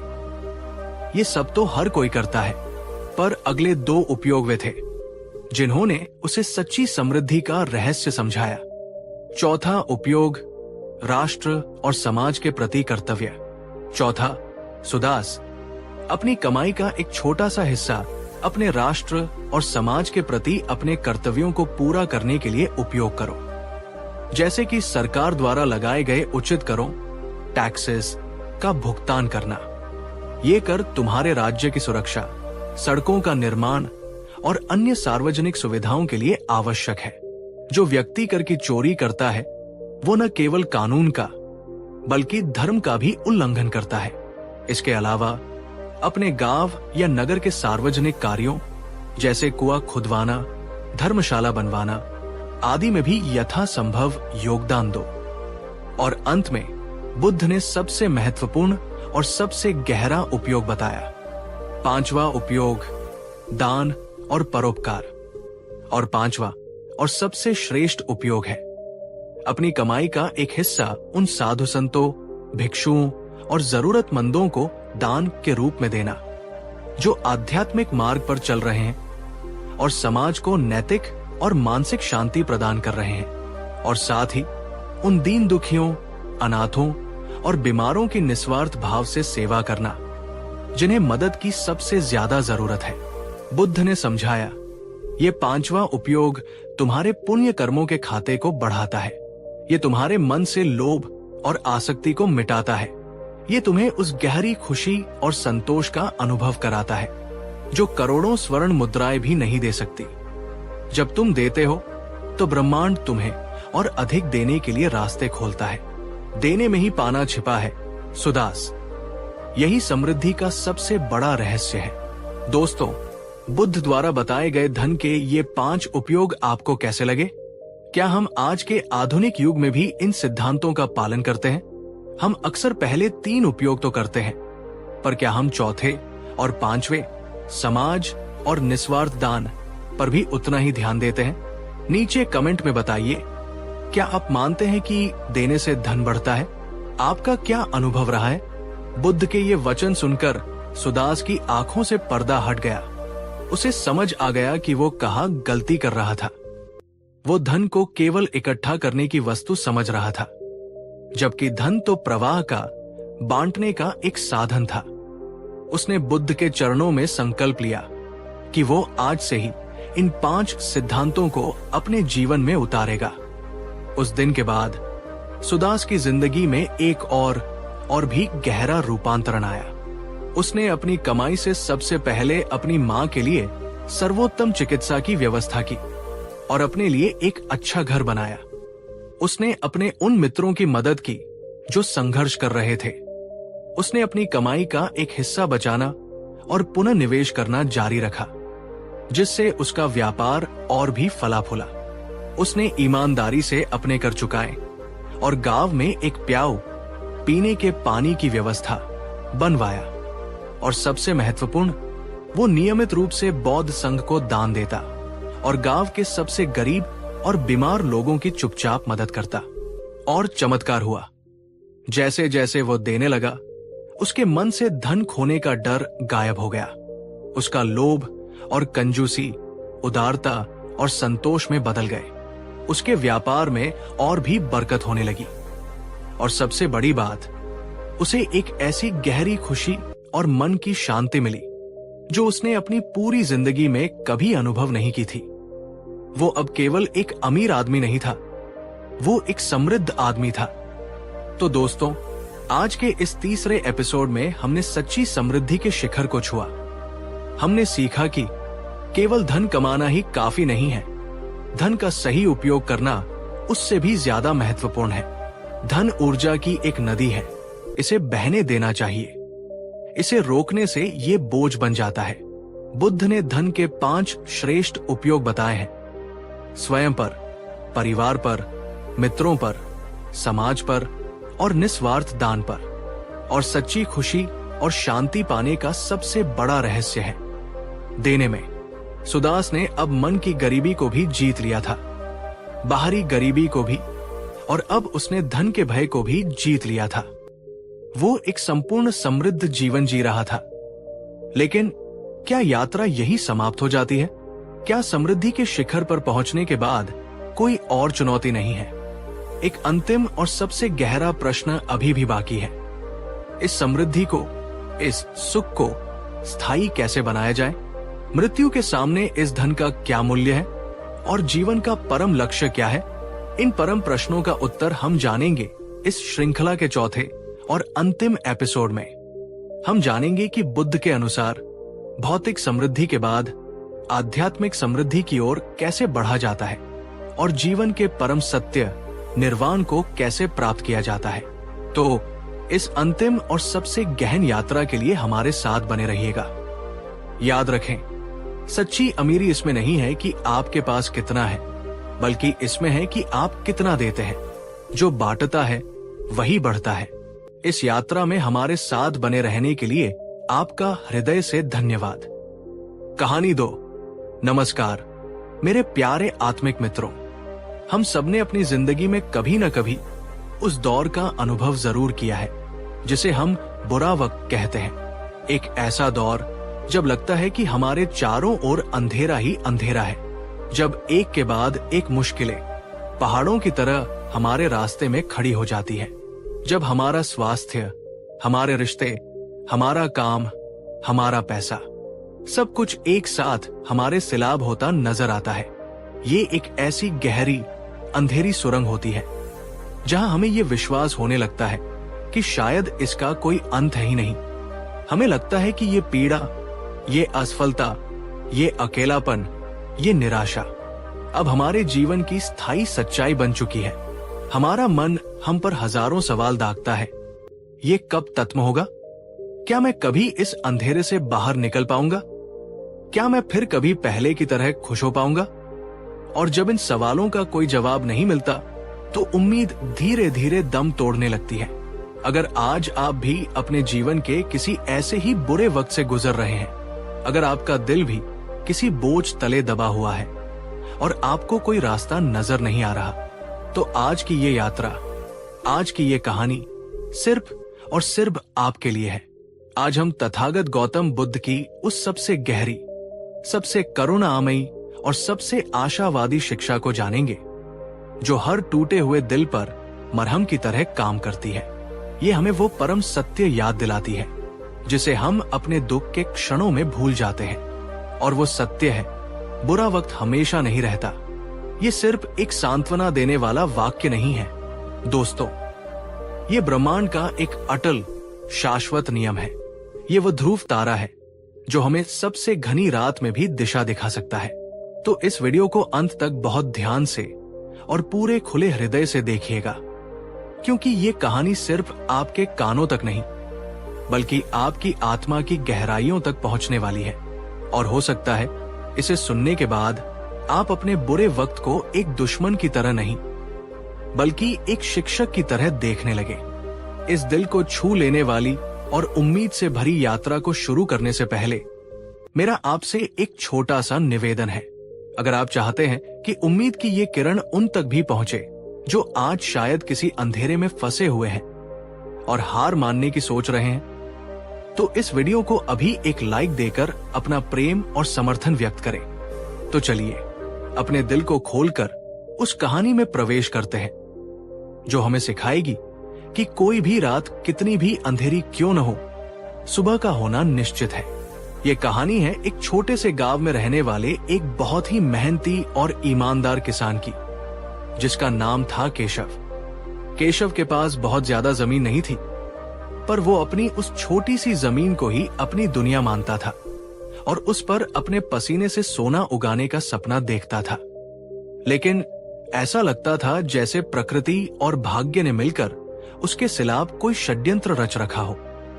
उसका बुरा वक्त जैसे खत्म होने का नाम ही नहीं ले रहा था।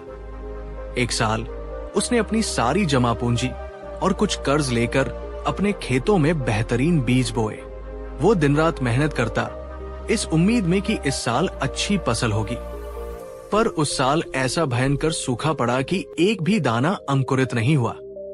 उसकी सारी मेहनत और सारा पैसा मिट्टी में मिल गया। अगले साल उसने हिम्मत नहीं हारी, उसने और कर्ज लिया और इस बार बारिश के मौसम से पहले ही खेत तैयार कर लिए। इस बार मानसून बहुत अच्छा आया और उसके खेत हरे भरे लहला उठे। केशव और उसका परिवार बहुत खुश थे, पर कटाई से सिर्फ एक हफ्ते पहले नदी में ऐसी विनाशकारी बाढ़ आई कि उसका पूरा का पूरा खेत पानी में डूब गया और उसकी खड़ी फसल उसकी आंखों के सामने ही सड़ गई। अब केशव पूरी तरह से कर्ज में डूब चुका था। उसका दुख सिर्फ यही नहीं रुका। इसी चिंता और तनाव के कारण उसका इकलौता बेटा गंभीर रूप से बीमार पड़ गया। गांव के वैद्य ने जवाब दे दिया और कहा कि इसे शहर के बड़े वैद्य को दिखाना होगा, जिसके लिए केशव के पास एक फूटी कौड़ी भी नहीं थी। केशव पूरी तरह से टूट चुका था। वो रात रात भर सो नहीं पाता था। उसे लगता था कि वो एक ऐसे अंतहीन चक्रव्यूह में फंस गया है जिसका कोई निकास द्वार नहीं है। वो ईश्वर को कोसता, अपनी किस्मत को धिक्कारता और कभी कभी तो उसे यह भी लगता कि शायद उस पर किसी ने कोई जादू टोना कर दिया है। उसका मन उसे हर पल कहता, केशव, तुम एक हारे हुए इंसान हो, तुम्हारा ये बुरा वक्त कभी तत्म नहीं होगा। ये दुख, ये तरीबी, ये पीड़ा, यही तुम्हारी नियति है। अब कुछ भी अच्छा नहीं हो सकता। वो शोक और निराशा के एक ऐसे गहरे अंधेरे कुएं में गिर चुका था जहां से बाहर निकलने का उसे कोई रास्ता, कोई उम्मीद की किरण नजर नहीं आ रही थी। उसे सचमुच ये अटल विश्वास हो गया था कि उसका ये बुरा वक्त स्थायी है और अब उसकी जिंदगी में कभी कोई खुशी, कोई रोशनी वापस नहीं आ सकती। दोस्तों, एक पल के लिए केशव की इस पीड़ा को, उसकी इस बेबसी को महसूस करने की कोशिश कीजिए। क्या आपने भी कभी अपने जीवन में किसी ऐसे दौर का सामना किया है जब एक के बाद एक मुश्किलें आई और आपको लगा हो कि ब्रह्मांड आपके खिलाफ कोई साजिश कर रहा है? जब आपको लगा हो कि अब इस अंधेरे का कोई अंत नहीं है? अगर हाँ, तो आप केशव की इस कहानी से गहराई से जुड़ पाएंगे। और यकीन मानिए, इस कहानी के अंत में आपके लिए और हम सब के लिए एक बहुत बड़ा और गहरा संदेश छिपा है। केशव की ये दयनीय हालत देखकर गांव के एक बुजुर्ग ने, जो बुद्ध के अनुयायी थे, उसे सलाह दी, वत्स, तुम तथागत बुद्ध के पास क्यों नहीं जाते? वे इस समय पास के ही जेतवन विहार में ठहरे हुए हैं। वे परम करुणामय और महाज्ञानी हैं। तुम अपनी ये सारी व्यथा उनके चरणों में रख दो। वे तुम्हें इस पीड़ा से बाहर निकलने का मार्ग जरूर दिखाएंगे। केशव के मन में कोई आशा तो नहीं बची थी, पर वो एक डूबते हुए व्यक्ति की तरह था जिसे तिनके का सहारा भी बहुत लगता है। वो अपनी सारी निराशा और अपना सारा दर्द लेकर बुद्ध के पास पहुंचा। उसने बुद्ध को देखा, जो असीम शांति और करुणा की प्रतिमूर्ति लग रहे थे। बुद्ध के उस शांत चेहरे को देखते ही केशव का वर्षों से दबा हुआ दुख एक बांध की तरह टूट पड़ा। वो उनके चरणों में गिरकर एक छोटे बच्चे की तरह फूट फूट कर रोने लगा। बुद्ध ने उसे चुप नहीं कराया। उन्होंने उसे अपना पूरा दुख, अपना पूरा गुबार बाहर निकाल देने दिया। जब केशव का रुदन कुछ शांत हुआ तो उसने अपनी पूरी कहानी बुद्ध को सुनाई और अंत में वही सवाल पूछा जो उसके दिल को खाए जा रहा था। भगवान, मेरा सब कुछ लुट गया। मेरा जीवन दुखों का एक अंतहीन सिलसिला बन गया है। कृपा करके मुझे बताएं, क्या मेरा ये बुरा वक्त कभी खत्म होगा या मुझे इसी पीड़ा के साथ, इसी अंधेरे में अपनी पूरी जिंदगी गुजारनी पड़ेगी? बुद्ध ने केशव के सिर पर अपना हाथ रखा। उनकी आंखों में असीम करुणा थी। उन्होंने कोई लंबा चौड़ा उपदेश नहीं दिया, कोई झूठा दिलासा नहीं दिया। उन्होंने बस उससे एक बहुत ही सरल पर गहरा प्रश्न पूछा। उन्होंने कहा, केशव, मैं देख रहा हूं कि तुम एक बहुत ही अंधेरी रात से गुजर रहे हो, पर तुम मुझे ये बताओ, क्या तुमने कभी कोई ऐसी रात देखी है जिसके बाद सुबह न हुई हो? यह सुनकर केशव स्तब्ध रह गया। उसने कुछ देर सोचा और कहा, नहीं भगवान, रात चाहे कितनी भी अंधेरी, कितनी भी लंबी क्यों न हो, उसके बाद सुबह तो हमेशा होती है। बुद्ध मुस्कुराए। उन्होंने फिर पूछा, और केशव, क्या तुमने कभी पतझड़ का ऐसा मौसम देखा है जिसके बाद बसंत न आया हो? या सर्दियों की ऐसी ठंड देखी है जिसके बाद गर्मी की धूप न खिली हो? केशव ने कहा, नहीं भगवान, मौसम तो हमेशा बदलते रहते हैं। ये तो प्रकृति का नियम है। अब बुद्ध अपनी मुख्य शिक्षा पर आए। उन्होंने अपनी भेदक पर करुणामयी दृष्टि से केशव की आंखों में झांकते हुए कहा, तो फिर वत्स, जब तुम ये जानते हो कि इस प्रकृति में, इस ब्रह्मांड में कुछ भी स्थायी नहीं है, न रात, न सर्दी, न पतझड़, तो फिर तुम ये कैसे मान सकते हो कि तुम्हारा ये बुरा वक्त स्थायी है? तुम्हारा दुख, तुम्हारी पीड़ा, तुम्हारी ये निराशाजनक परिस्थिति, ये भी प्रकृति का ही एक हिस्सा है।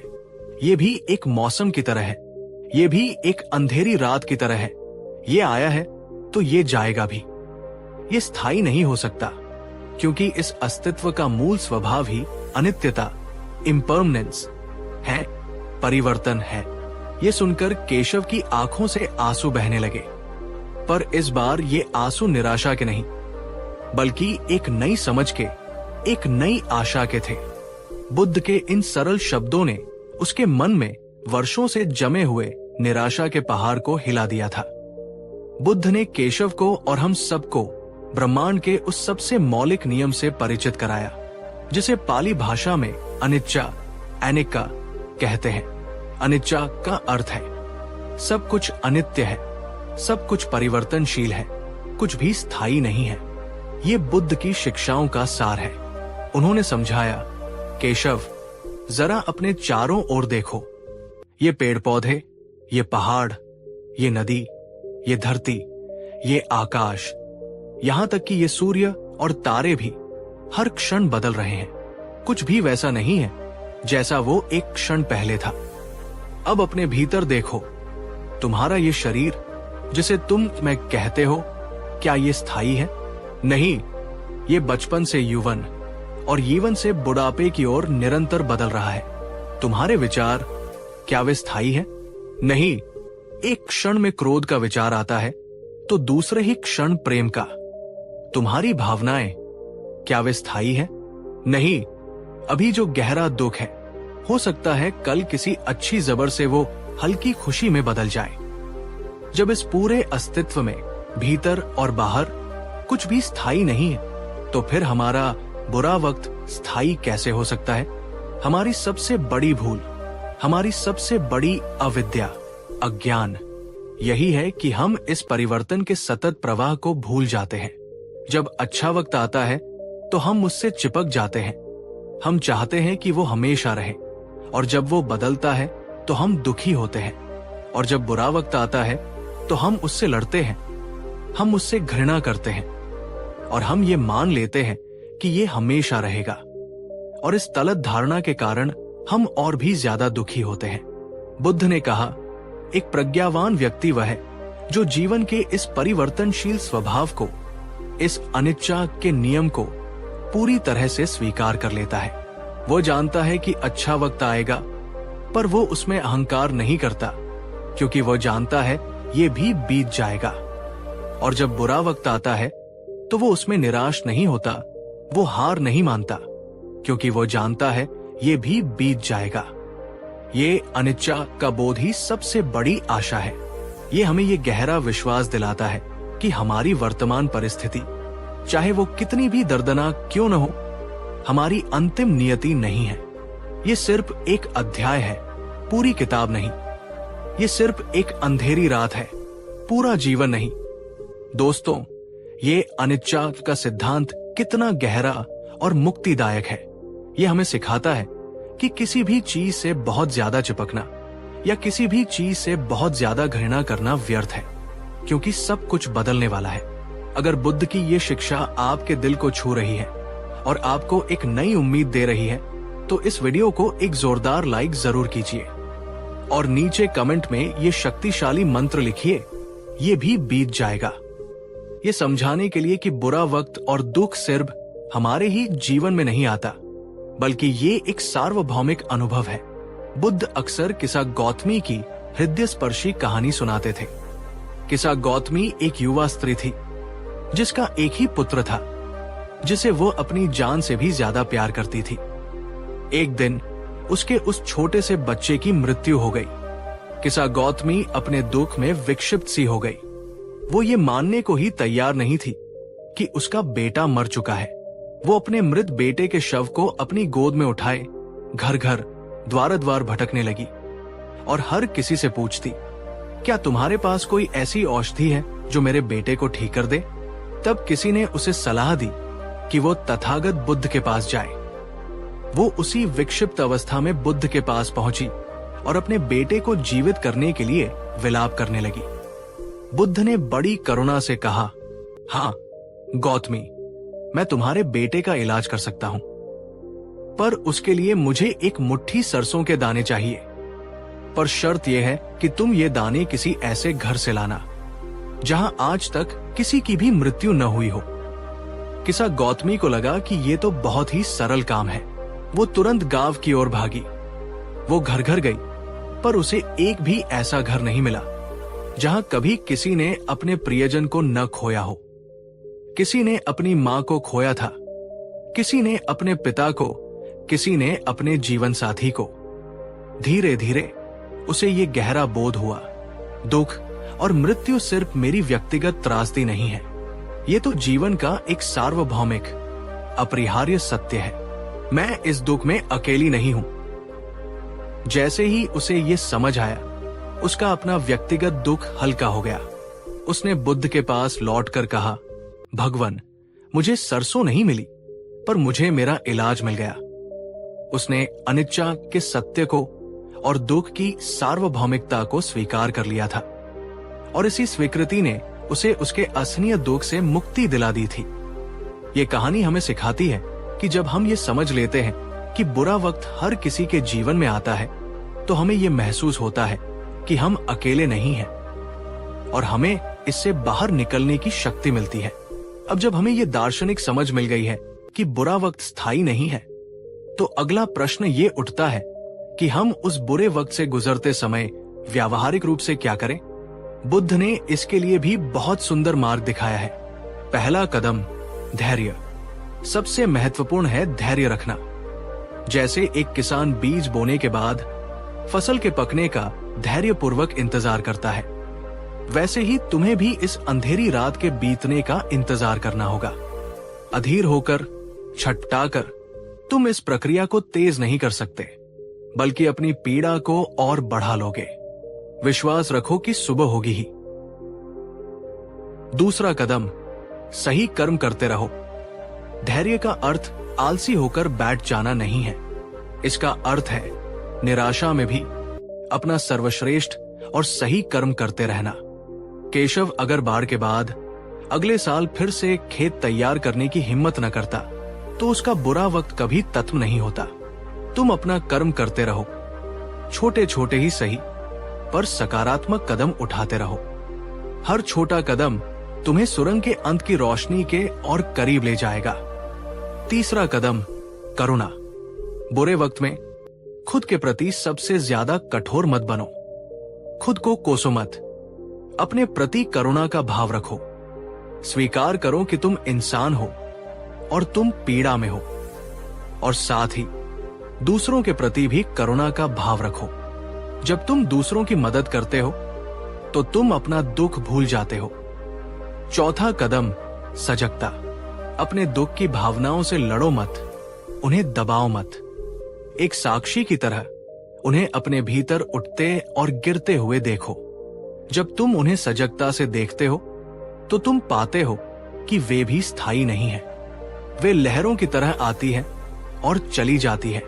ये अभ्यास तुम्हें अपनी भावनाओं का गुलाम बनने से बचाता है। केशव बुद्ध की इन शिक्षाओं को अपने हृदय में बसाकर अपने गांव लौटा। उसका बाहरी जीवन तुरंत नहीं बदला, पर उसका भीतर का जीवन पूरी तरह से बदल चुका था। अगले साल जब फिर से उसकी फसल उम्मीद से कम हुई, तो वो पहले की तरह टूटा नहीं। उसने गहरी सांस ली और खुद से कहा, ये भी बीत जाएगा। उसने अपनी गलतियों से सीखा और अगले साल खेती का तरीका बदला। जब उसका बेटा बीमार पड़ा, तो वो निराशा में डूबने के बजाय शांत मन से समाधान खोजने निकला। उसने गांव वालों से मदद मांगी और लोगों ने उसकी मदद की। धीरे धीरे निरंतर सही कर्म, धैर्य और अनिच्चा की गहरी समझ के साथ केशव का जीवन पटरी पर आने लगा। पर सबसे बड़ा चमत्कार ये था कि अब वो बाहरी परिस्थितियों का गुलाम नहीं रहा था। उसने सुख और दुख दोनों में समता रखना सीख लिया था। उसने जान लिया था कि बुरा वक्त एक शिक्षक है, जो हमें मजबूत, समझदार और करुणामय बनाने के लिए आता है। दोस्तों, बुद्ध का ये संदेश हम सब के लिए है। आपका बुरा वक्त आपकी परीक्षा लेने आया है, आपको पराजित करने नहीं।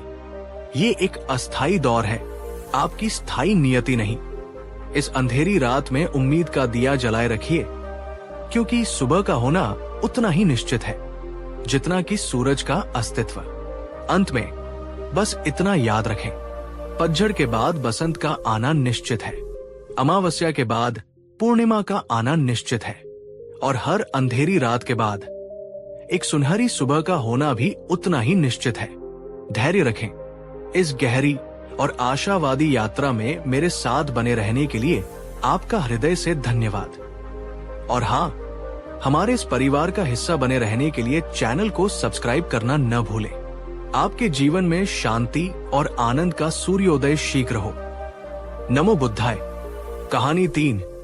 नमस्कार मेरे प्यारे आत्मिक मित्रों, क्या आपके साथ कभी ऐसा हुआ है कि दिन भर की थकान के बाद जब आप रात को बिस्तर पर सोने जाते हैं तो आपका शरीर तो थक कर चूर होता है, पर आपका दिमाग, आपका मन रुकने का नाम ही नहीं लेता। एक के बाद एक विचार, अतीत की कोई भूली हुई बात, भविष्य की कोई अनजानी चिंता, किसी की कही हुई कोई कड़वी बात या कोई अधूरा काम, विचारों का एक ऐसा अंतहीन सिलसिला शुरू हो जाता है जो आपकी नींद, आपकी शांति और आपके अगले दिन के सुख को भी चुरा ले जाता है। इस मानसिक स्थिति को हम आम भाषा में ओवरथिंकिंग या ज्यादा सोचना कहते हैं। ये आज के युग की सबसे बड़ी, सबसे आम और सबसे अदृश्य महामारी है। ये एक ऐसा चोर है जो बिना किसी आवाज के हमारे ही भीतर बैठकर हमारी सबसे कीमती चीज, हमारे मन की शांति को लूट लेता है। ज्यादा सोचने के कारण हम छोटे छोटे निर्णय नहीं ले पाते।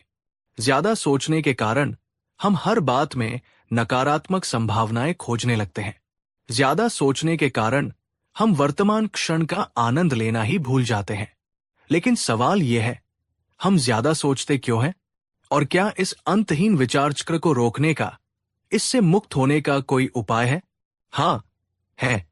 और ये उपाय आज से 2500 साल पहले तथागत गौतम बुद्ध ने बड़ी ही गहराई और स्पष्टता के साथ समझाया था।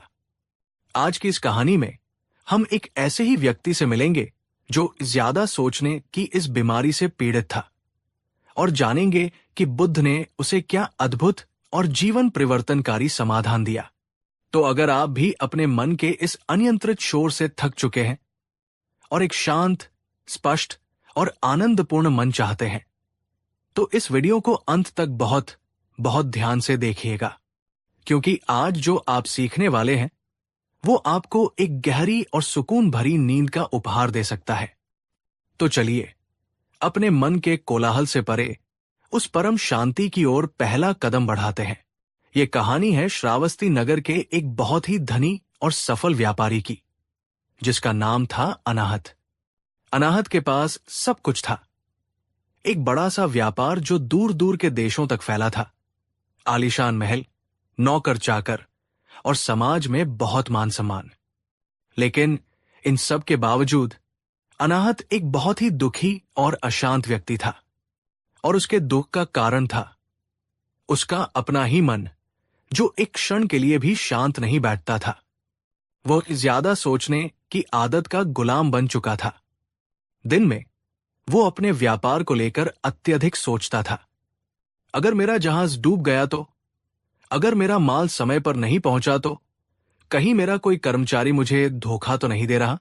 इस तरह के विचार उसे हर पल घेरे रहते थे। और रात में जब वो सोने की कोशिश करता तो उसका मन और भी तेज हो जाता।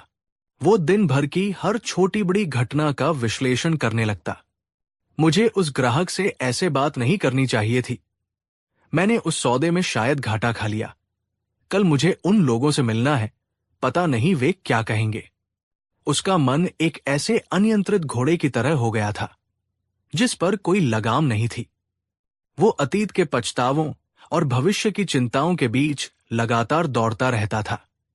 इस अंतहीन सोच विचार ने उसकी नींद छीन ली थी, उसकी भूख मार दी थी और उसके चेहरे से मुस्कान गायब कर दी थी। वो अपने ही विचारों के एक अदृश्य चक्रव्यूह में फंस गया था, जिससे बाहर निकलने का उसे कोई रास्ता नजर नहीं आता था। एक दिन अपनी इस मानसिक पीड़ा से तंग आकर उसने अपने एक मित्र से अपनी समस्या बताई। उसके मित्र ने उसे सलाह दी कि वो जेतवन विहार में ठहरे हुए भगवान बुद्ध की शरण में जाए। अनाहत, जो अब तक सिर्फ धन और व्यापार की भाषा समझता था, हिचकिचाते हुए बुद्ध के पास पहुंचा। उसने बुद्ध को प्रणाम किया और अपनी सारी व्यथा उनके सामने रख दी। उसने कहा, भगवन, मेरे पास सब कुछ है, पर मन की शांति नहीं है। मेरा मन हर समय सोचता रहता है, रुकता ही नहीं। ये मुझे रात को सोने नहीं देता, दिन में चैन से जीने नहीं देता। मैंने बड़े बड़े वैद्यों को दिखाया, पर कोई भी मेरे मन की इस बीमारी का इलाज नहीं कर पाया। कृपा करके मुझे बताएं, मैं इस ज्यादा सोचने की आदत से कैसे छुटकारा पाऊं? बुद्ध ने उसकी ओर अत्यंत करुणा से देखा। वे समझ गए कि ये केवल अनाहत की नहीं, बल्कि संसार के अधिकांश लोगों की पीड़ा है। उन्होंने कोई चमत्कार का वादा नहीं किया। उन्होंने बस उसे एक छोटी सी कहानी सुनाने का निश्चय किया। बुद्ध ने अनाहत से कहा, श्रेष्ठी, तुम्हारी इस समस्या को समझने के लिए पहले 2 तीरों की कहानी को समझो। उन्होंने कहा, कल्पना करो कि तुम युद्ध के मैदान में हो और अचानक दुश्मन का एक तीर आकर तुम्हारे शरीर में लग जाता है। ये तीर तुम्हें शारीरिक पीड़ा देता है। ये दर्दनाक है। ये है पहला तीर। ये पहला तीर जीवन की एक अप्रिय बाहरी घटना की तरह है, जिस पर तुम्हारा कोई नियंत्रण नहीं है। जैसे व्यापार में घाटा होना, किसी का बीमार पड़ जाना या किसी का अपमान कर देना। ये चीजें होती हैं और वे पीड़ादायक होती है। ये जीवन का हिस्सा है। लेकिन जैसे ही तुम्हें यह पहला तीर लगता है, तुम क्या करते हो? तुम तुरंत एक दूसरा तीर उठाते हो और उसे खुद ही उसी घाव पर और भी ज्यादा गहराई से मार लेते हो।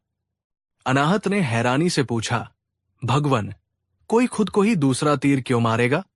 बुद्ध मुस्कुराए, यही तो तुम और ज्यादातर लोग हर रोज करते हो। उन्होंने समझाया, ये दूसरा तीर है, तुम्हारी मानसिक प्रतिक्रिया, तुम्हारा ज्यादा सोचना। व्यापार में घाटा हुआ, ये पहला तीर था जो पीड़ादायक था।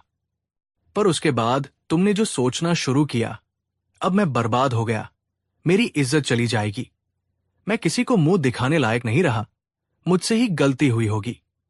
ये सब है वो दूसरा तीर जो तुम खुद को मार रहे हो। और ये दूसरा तीर पहले तीर से कहीं ज्यादा जहरीला और दर्दनाक होता है। किसी ने तुम्हारा अपमान किया, ये पहला तीर था, पर उसके बाद तुम हफ्तों तक उसी के बारे में सोचते रहते हो। उसने मेरे साथ ऐसा क्यों किया? मैं उसे कैसे बदला लूंगा? सब मेरे बारे में क्या सोच रहे होंगे? ये है वो दूसरा तीर। बुद्ध ने कहा, एक प्रज्ञावान, एक समझदार व्यक्ति जब उसे पहला तीर लगता है तो वो उसे महसूस करता है, उसकी पीड़ा को स्वीकार करता है और फिर उस तीर को निकालकर घाव पर मरहम लगाने में लग जाता है। पर एक अज्ञानी व्यक्ति जब उसे पहला तीर लगता है तो वो उस पहले तीर के बारे में इतना ज्यादा सोचता है, इतना ज्यादा विलाप करता है कि वो खुद को 100 और तीरों से घायल कर लेता है। अनाहत, तुम्हारी नींद, तुम्हारी शांति और तुम्हारा सुख बाहरी घटनाओं, पहले तीर ने उतना नहीं छीना है जितना तुम्हारे अपने ज्यादा सोचने, दूसरे तीर ने छीना है। ये सुनकर अनाहत की आंखें खुल गई। उसे पहली बार स्पष्ट रूप से दिखाई दिया कि उसकी असली समस्या बाहर नहीं, बल्कि उसके ही भीतर उसकी अपनी ही सोचने की आदत में है। दोस्तों, ये 2 तीरों की शिक्षा कितनी शक्तिशाली है। जरा अपने जीवन के बारे में सोचिए। क्या आप भी अक्सर खुद को ये दूसरा तीर मारते रहते हैं? क्या आप भी एक छोटी सी समस्या को उसके बारे में ज्यादा सोच सोचकर एक बड़ा पहाड़ बना देते हैं? अगर बुद्ध की ये कहानी आपको अपनी इस आदत को पहचानने में मदद कर रही है, तो इस वीडियो को एक लाइक करें और नीचे कमेंट में पूरी ईमानदारी से लिखें, हाँ, मैं भी दूसरा तीर मारता हूं। ये स्वीकृति ही बदलाव की ओर पहला कदम है। अब जब अनाहत अपनी समस्या की जड़ को समझ चुका था, तो उसने बुद्ध से पूछा, भगवन, मैं ये तो समझ गया कि मैं खुद को ही दूसरा तीर मारता हूं, पर मैं ऐसा करता क्यों? मेरा मन रुकता क्यों नहीं? ये इतना बेचैन क्यों है? बुद्ध ने समझाया, तुम्हारे मन का स्वभाव ही एक बंदर की तरह है। एक ऐसा बंदर जिसे शराब पिला दी गई हो और फिर उसे एक बिच्छू ने डंक मार दिया हो। कल्पना करो, वो बंदर कितना बेचैन होगा। वो एक डाल से दूसरी डाल पर, बिना किसी उद्देश्य के बस कूदता रहेगा। हमारा मन भी ठीक ऐसा ही है। ये स्वाभाविक रूप से चंचल है, पर हमने इसे तृष्णा, डिजायर की शराब पिला दी है, और अहंकार, ईगो के बिच्छू ने इसे डंक मार दिया है। इसलिए ये और भी ज्यादा बेचैन हो गया है। ये निरंतर अतीत और भविष्य के बीच कूदता रहता है। बुद्ध ने ज्यादा सोचने के दो मुख्य कारण बताए। एक, अनिश्चितता का भय। हमारा मन नियंत्रण, कंट्रोल चाहता है। वो हर चीज को जानना चाहता है, हर परिणाम को सुनिश्चित करना चाहता है, और भविष्य स्वभाव से ही अनिश्चित है। इस अनिश्चितता के भय के कारण हमारा मन भविष्य की हर संभव नकारात्मक परिस्थिति के बारे में सोचने लगता है, ताकि वो उसके लिए तैयार रह सके। पर इस तैयारी की प्रक्रिया में वो उन सभी काल्पनिक परिस्थितियों को सच मानकर आज ही उनका दुख भोगने लगता है। दो, पूर्णता की तलाश। हमारा मन हर चीज में पूर्णता चाहता है। हम कोई भी निर्णय लेने से पहले उसके हर पहलू के बारे में 100 बार सोचते हैं, क्योंकि हम एक गलत निर्णय लेने से डरते हैं। हम कोई भी काम शुरू करने से पहले उसके बारे में इतना ज्यादा सोचते हैं कि हम कभी उसे शुरू ही नहीं कर पाते। Analysis paralysis. हम एक परफेक्ट योजना, एक परफेक्ट समय का इंतजार करते रहते हैं, जो कभी आता ही नहीं। अनाहत, तुम्हारा मन इसलिए नहीं रुकता क्योंकि तुमने उसे ये गलत प्रशिक्षण दे दिया है कि ज्यादा सोचना ही समस्याओं का समाधान है, जबकि सच्चाई इसके ठीक विपरीत है। अत्यधिक सोचना ही अपने आप में सबसे बड़ी समस्या है। अब हम आते हैं उस सबसे महत्वपूर्ण हिस्से पर, बुद्ध का अचूक उपाय। बुद्ध ने मन के इस बंदर को मारने या भगाने की बात नहीं की। उन्होंने उसे प्रशिक्षित करने, उसे शांत करने का मार्ग बताया। बुद्ध ने अनाहत को 3 चरणीय समाधान दिया। पहला कदम, विचारों से दूरी बनाओ। सबसे पहले ये समझना सीखो कि तुम अपने विचार नहीं हो। विचार तुम्हारे मन में उठने वाली लहरों की तरह है। वे आते हैं और जाते हैं। तुम लहरें नहीं, तुम वो गहरा, शांत सागर हो जो उन लहरों को देख रहा है। व्यावहारिक उपाय। जब भी तुम्हारा मन ज्यादा सोचने लगे तो उन विचारों में उलझने के बजाय उनसे एक कदम पीछे हटो और मन ही मन उन पर एक लेबल लगाओ। जैसे, हाँ, ये भविष्य की चिंता वाला एक विचार है, ये अतीत के पछतावे वाला एक विचार है, ये एक आलोचनात्मक विचार है। जब तुम अपने विचारों को सिर्फ विचार के रूप में देखना सीख जाते हो तो उनकी तुम्हें नियंत्रित करने की शक्ति अपने आप कम हो जाती है। तुम उनके नाटक के अभिनेता बनने के बजाय दर्शक बन जाते हो। दूसरा कदम, मन को एक काम दो। मन का स्वभाव है भटकना। उसे खाली नहीं छोड़ा जा सकता। अगर तुम उसे कोई एक काम नहीं दोगे तो वो अपने आप हजारों व्यर्थ के कामों में उलझ जाएगा। इसलिए अपने मन को एक लंगर, एंकर दो जिस पर वो टिक सके। व्यावहारिक उपाय। तुम्हारी सांस ही तुम्हारा सबसे शक्तिशाली लंगर है। जब भी मन विचारों के जाल में फंसे तो तुरंत अपना सारा ध्यान अपनी आती जाती सांस पर ले आओ। सिर्फ महसूस करो कि कैसे सांस भीतर आ रही है और कैसे बाहर जा रही है। तुम्हें सांस को बदलना नहीं है, बस उसे देखना है। तुम्हारी सांस हमेशा वर्तमान क्षण में होती है। जैसे ही तुम अपनी सांस से जुड़ते हो, तुम्हारा मन अतीत और भविष्य की यात्रा से लौटकर वर्तमान के शांत घर में वापस आ जाता है। तीसरा कदम, विचारों के लिए एक समय नियत करो। अगर तुम्हारा मन बहुत ज्यादा ही सोचता है तो उससे दिन भर लड़ने के बजाय उसके साथ एक समझौता कर लो। व्यावहारिक उपाय।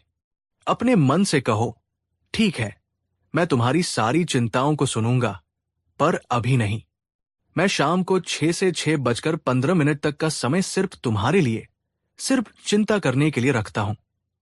जब तुम ऐसा करते हो तो तुम दिन भर के लिए मुक्त हो जाते हो, और जब शाम को तुम उस नियत समय पर चिंता करने बैठते हो तो तुम पाओगे कि तुम्हारी आधी से ज्यादा चिंताएं या तो व्यर्थ थी या अब उतनी बड़ी नहीं लग रही। अनाहत ने बुद्ध के इन सरल पर गहन उपायों को अपने जीवन में अपनाना शुरू किया। शुरू में यह बहुत कठिन था। उसका मन बार बार अपनी पुरानी आदतों की ओर भागता था, पर उसने धैर्य नहीं छोड़ा। वो नियमित रूप से अभ्यास करता रहा और कुछ ही महीनों में एक चमत्कार हुआ। वही अनाहत जिसे रात रात भर नींद नहीं आती थी, अब एक छोटे बच्चे की तरह गहरी और शांत नींद सोने लगा था। वही अनाहत जो हर निर्णय लेने से पहले हजारों बार सोचता था, अब एक शांत और स्पष्ट मन से तुरंत सही निर्णय लेने लगा था।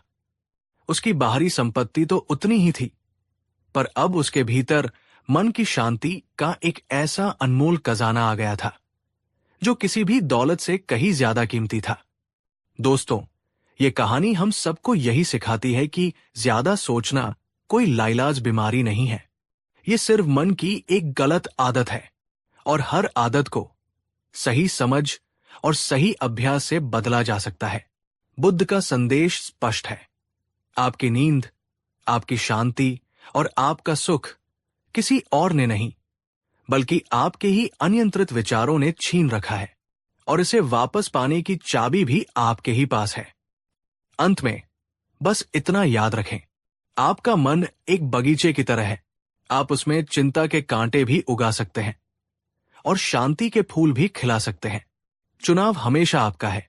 इस गहरी और शांत यात्रा में मेरे साथ बने रहने के लिए आपका हृदय से धन्यवाद। और हां, हमारे इस परिवार का हिस्सा बने रहने के लिए चैनल को सब्सक्राइब करना न भूलें। आपको एक शांत मन और गहरी नींद मिले, यही मेरी कामना है। नमो बुद्धाय।